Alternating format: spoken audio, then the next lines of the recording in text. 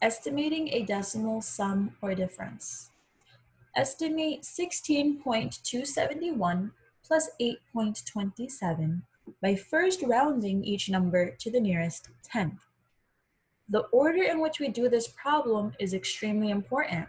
So yes, they want us to estimate this answer, but we have to do the rounding first. Round each number to the nearest tenth. Okay, so we have to do the rounding first, and which place value do we round to? The nearest tenth. So I'm going to take each of these numbers and round before I go ahead and perform the operation. So the first number that I have is 16.271.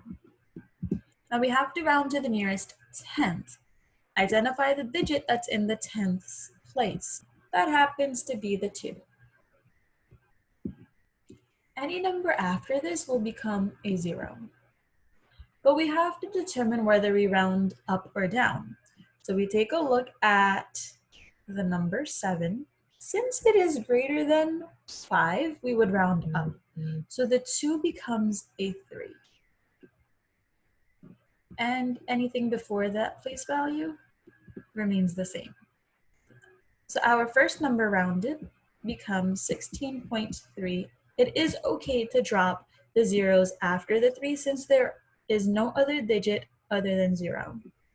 So we can drop those trailing zeros. Then the next number that I have is 8.27. Identify the digit in the tenths place. It is a 2 this time as well. Anything after that will become a 0. But we have to determine whether we rounded the 2 up or down. So we look at the digit to the right. It is always the digit to the right. And again, it's greater than 5, so we're going to round the 2 up. It becomes a 3. And anything before that remains the same. So this number rounded becomes 8.3. And again, I'm dropping the trailing 0.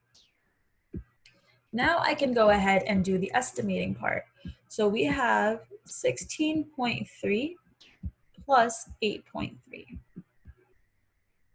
For decimal addition, it is very important that we line up the place values. And the best way to do that is to line up the decimals.